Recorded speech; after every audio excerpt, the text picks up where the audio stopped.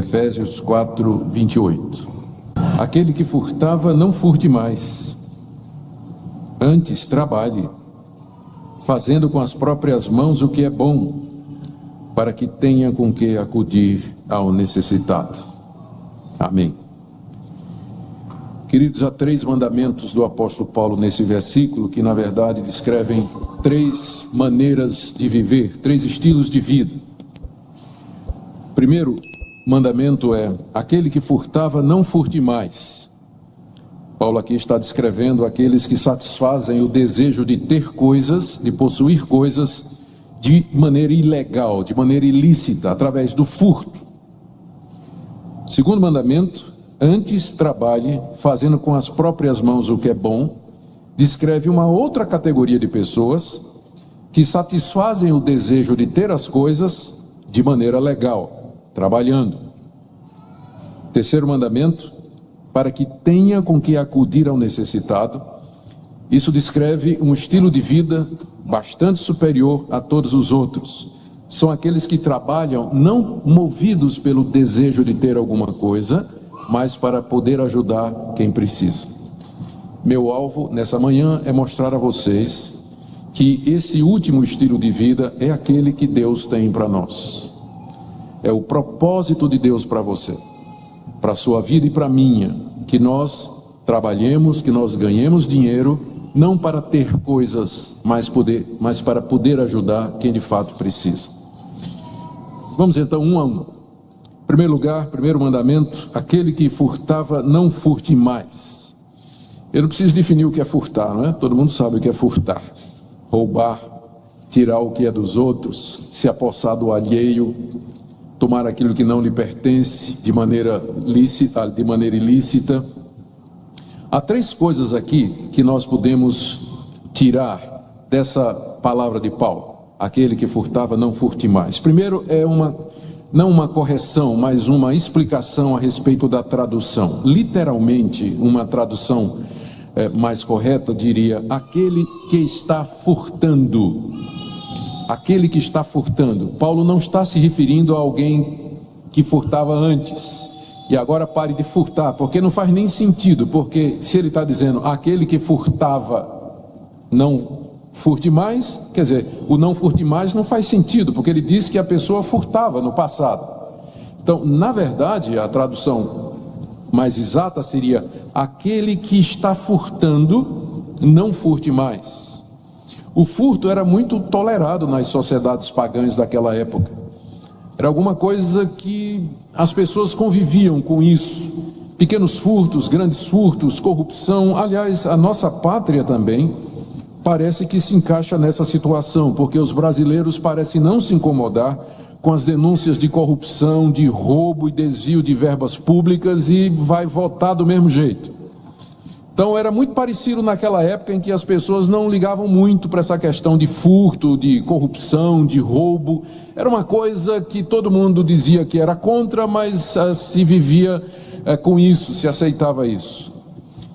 Havia muitos convertidos nas igrejas daquela época que ainda continuavam no hábito antigo: pequenos furtos, comércio ilícito, negócios escusos, práticas incorretas e desonestas nos seus negócios. É muito normal, embora não seja correto, que as pessoas, depois de se converterem, elas tragam para dentro da igreja o seu antigo estilo de vida. Leva um tempo até a conversão alcançar o homem completo, e geralmente o último órgão do ser humano que se converte é o bolso. Então Paulo, por isso ele diz: aquele que furta, não furte mais. Porque existe a possibilidade de uma pessoa ser crente, cristã, e ainda tolerar esse tipo de coisa, praticar pequenos furtos, ilegalidades, desonestidades. Segunda coisa que nós queremos dizer aqui nessa primeira orientação de Paulo: aquele que furta, não furte mais, é que o furto tem origem em nossa natureza pecaminosa, por isso não é uma coisa fácil de se livrar. Lá em Mateus 15, verso 19, o Senhor Jesus Cristo nos disse que é do coração do homem que procedem os furtos. É alguma coisa ligada à nossa natureza. Nós pensamos que o maior prazer da vida é ter e possuir determinadas coisas, e que nós não seremos felizes se nós não tivermos isto ou aquilo. E como nem sempre é possível ter estas coisas de maneira legal, ou como sempre é difícil você obter essas coisas de maneira legal, porque você vai ter que trabalhar, não poucas vezes as pessoas vão pelo caminho do furto, pelo caminho da roubalheira, para ter aquelas coisas que elas acham que vão fazê-las felizes. Nós aprendemos a furtar desde pequenos. Chiclete no caixa do supermercado, lápis de cor, caneta e borracha dos colegas de classe. Mais tarde a gente aprende a colar nas provas. Roubamos na declaração do imposto de renda, roubamos dos empregados, roubamos dos patrões, fazemos negócios ilícitos, subornamos os policiais, enganamos os outros. Mas quando nós nos tornamos cristãos, tudo isso muda. E aqui é o terceiro ponto desse primeiro mandamento. Ladrões podem ser perdoados e mudar. Essa ordem de Paulo aqui, aquele que está furtando, pare de furtar, significa que nós podemos mudar de vida. Significa que nós podemos mudar os nossos hábitos e as nossas atitudes. Como aquele ladrão na cruz. Não é curioso que quando Jesus morreu, quem estava pendurado ao lado dele eram 2 ladrões e que um se converteu, um se arrependeu? Se aquele ladrão se arrependeu, você pode também se arrepender. Você pode ser salvo também, você pode ter sua vida mudada, se você tem o hábito e a prática de tirar o que é alheio, de enganar os outros, de iludir os outros, de fazer negócio de maneira ilícita, negócio de maneira desonesta. Então, pode haver mudança. Por isso que ele diz, aquele que furta, não furte mais. E a chave para isso é confiarmos nas promessas de Deus. Como, por exemplo, em Hebreus 13, de 5 a 6, está escrito: de maneira nenhuma te deixarei, nunca, jamais te abandonarei. No contexto, é uma promessa que Deus faz para os seus filhos, de que vai cuidar de nós, que Ele suprirá todas as nossas necessidades. Como o Senhor Jesus Cristo disse, buscai primeiramente o seu reino e a sua justiça, e todas estas coisas vos serão acrescentadas. Deus não promete lhe dar prosperidade sempre, mas Ele lhe promete o sustento e cuidar de você. Quando uma pessoa usa de meios ilícitos e desonestos para obter coisas, para ter coisas, revela uma profunda incredulidade nas promessas de Deus. Aquele que furta, não furte mais. Deus vai cuidar de você. Arrependa-se, mude de vida. Segundo mandamento, e descreve um outro estilo. Paulo diz: antes trabalhe com as mãos, fazendo o que é bom.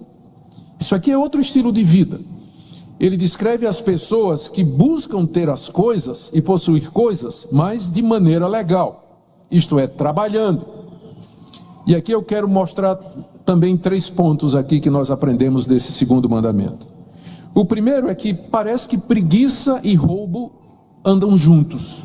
Porque aqui na passagem, o oposto de roubar é trabalhar. Você esperaria que Paulo dissesse assim: aquele que furtava, vá devolver tudo que roubou. Mas ele não diz isso, embora isso seja certo. É só lembrar da história de Zaqueu. Mas ele diz assim: aquele que furtava, trabalhe. Então, se o oposto de furtar é trabalhar, e se para trabalhar a gente tem que deixar de ser preguiçoso, segue-se que roubo e preguiça são coisas que andam juntas. Nem todo preguiçoso é ladrão, não me entenda mal, e também nem todo ladrão é preguiçoso. Tem ladrão que trabalha muito para tirar o que é dos outros. Mas provavelmente a preguiça e a falta do que fazer é o que leva muita gente ao furto.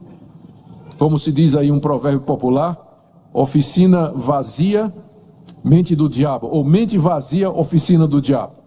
Alguma coisa como isso aí.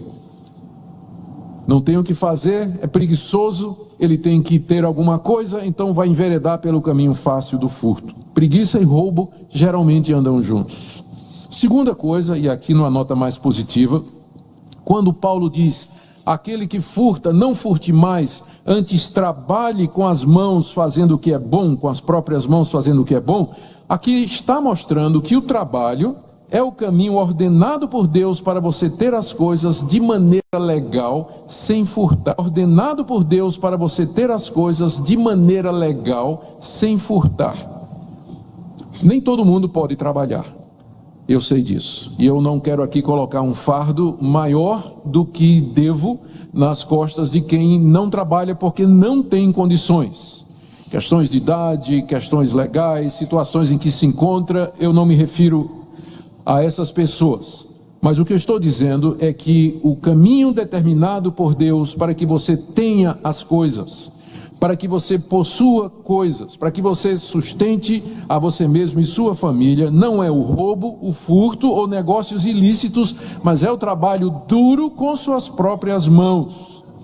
É para isso que você estuda, é para isso que você aprende uma profissão, aprende uma arte, você aprende a negociar, você aprende a vender e você aprende a comprar.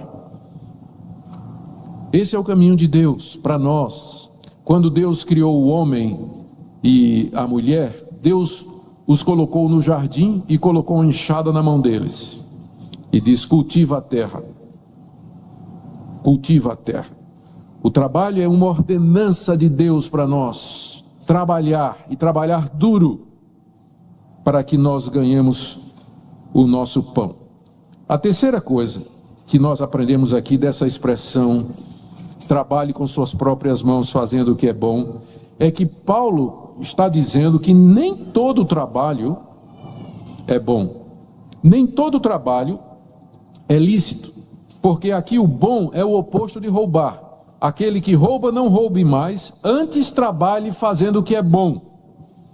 As mãos que roubavam, antes, agora elas vão fazer o que é bom.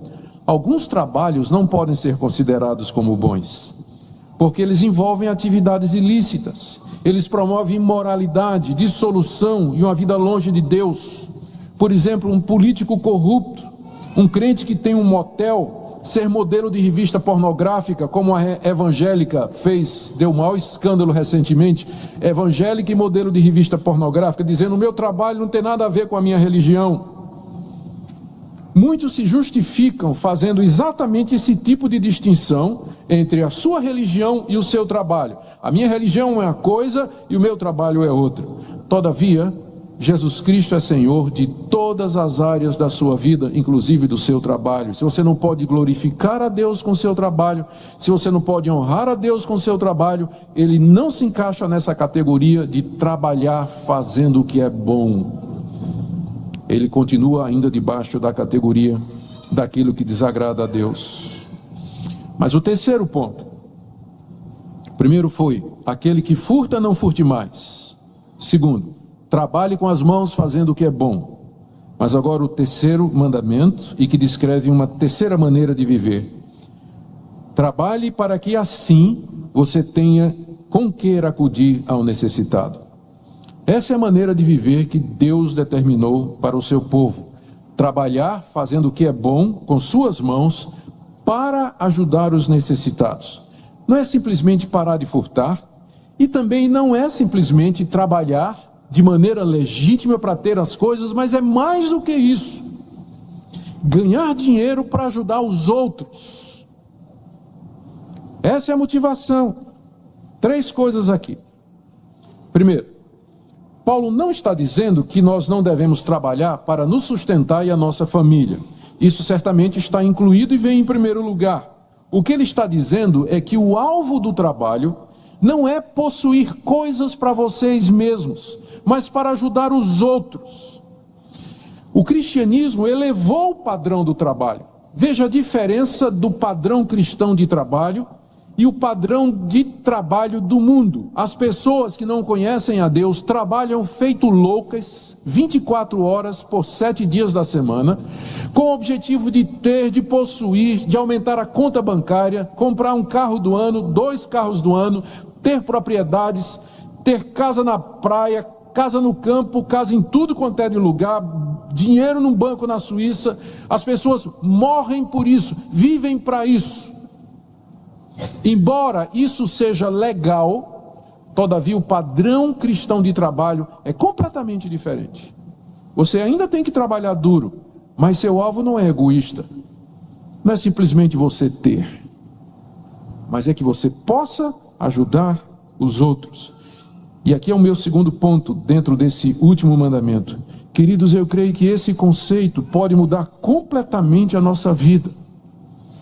Se a orientação do seu trabalho, a razão de ser da sua existência for essa, viver para os outros, para abençoar outros, para ser canal de bênção para a vida de outros, isso pode dar uma outra orientação à sua vida. Isso vai libertar você da avareza. Isso vai libertar você do egoísmo. Isso vai libertar você do amor ao dinheiro. Isso vai dar sentido à sua vida. Isso vai dar sentido ao seu trabalho. Por que você se mata para trabalhar? Para ter coisas. Você agora tem um padrão mais elevado. Você se mata para trabalhar, para abençoar outras pessoas, para ajudar outras pessoas com o resultado do seu trabalho.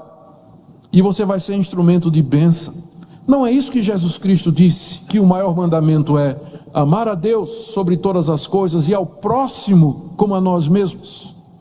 Não é essa a essência da ética cristã? Viver para os outros. Aquele que furta, não furte mais.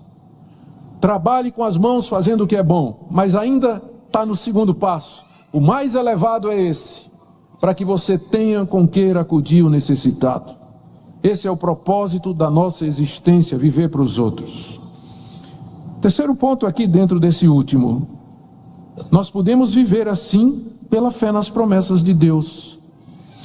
Porque Ele promete recompensar quem abençoa os necessitados, Ele não esquece quem ajuda os pobres, e Ele supre as necessidades dos que ajudam quem de fato precisa. A Bíblia está cheia de promessas e exemplos de como Deus cuida, abençoa, recompensa aqueles que são generosos, aqueles que doam, aqueles que ajudam, que se compadecem, que estendem a mão para o necessitado.